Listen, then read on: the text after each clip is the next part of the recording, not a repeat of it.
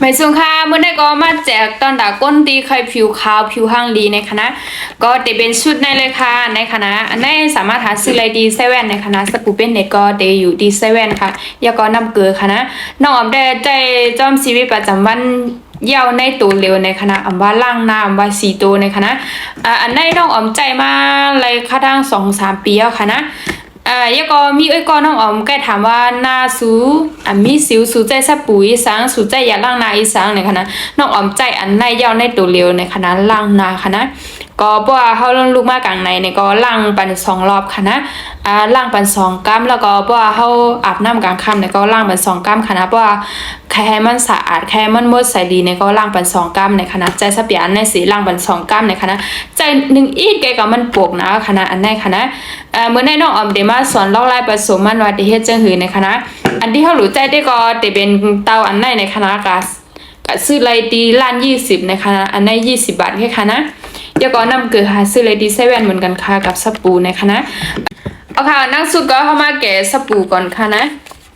อันนี้น้องออมแกะไว้ค่ะนะมาแกะสบู่ค่ะอันนี้น้องออมหั่นไว้มือไกลแล้วเนี่ยเขาก็มาถือให้มันเป็นป๊อดเป็นแป๊ดให้มันป๊อดใส่เตาอันนี้ค่ะนะ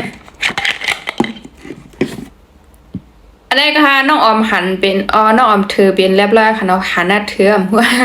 อันนี้ถือยาวเรียบร้อยค่ะมือไกลน้องออมตัดเป็นค่ะนะไรไถนิ้วก็เอามือน้องออมถือค่ะนะถือให้ไหนก็ง่ายๆค่ะนะให้มันป๊อดใส่ในขวดเท่านั้นค่ะนะแล้วก็เอาสับเปียสบู่มันมาใส่ให้ในค่ะนะ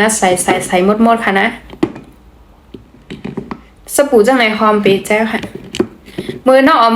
มเขาซื้อมือในนายหมอนน้องออมเขาเก็บไปแจ้วค่ะนะว่าไอ้มันหอมในค่ะวันนี้แต่ว่ามันเตะกาอินเนาะค่ะแต่ว่าสบู่จังไหนมันเตะกาอินค่ะนะ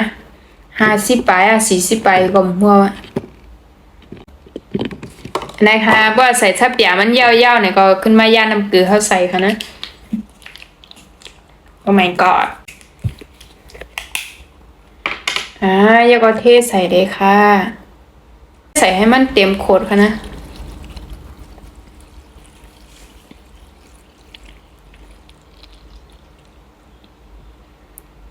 ใส่เต็ม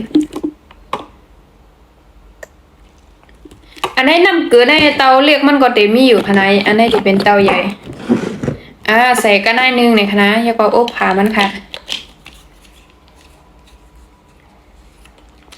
ยาก็ทิ้งไว้มันเดเจิมละลายกล้วยมันค่ะนะยาก็เฮ็ดไหนเสยาก็ทิ้งไว้ในค่ะนะ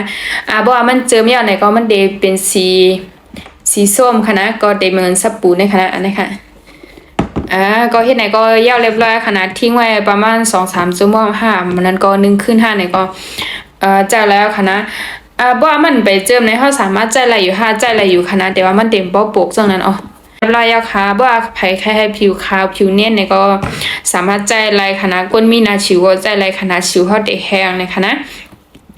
อันนั้นก็ใจนับคือใน7ก็ไรค่ะนะตอนดาไผดีมีสิวค่ะนะเอาค่ะบ่เกี่ยวคลิปในก็อย่าลืมกดไลค์กดแชร์กดติดตามไว้ปันน้องออมพองค่ะนะแล้วใครให้น้องออมเฮ็ดในคลิปอีสังเนี่ยก็คอมเมนต์ไว้ไรดังใต้ในค่ะนะใครให้สอนเฮ็ดอีสังเนี่ยก็คอมเมนต์ไรดังใต้ในค่ะนะน้องออมเด็กเข้าใจเสียเดียวต่อไปน้อยก็เอาเขาในค่ะนะเอาค่ะไม่สุงค่ะบ๊ายบาย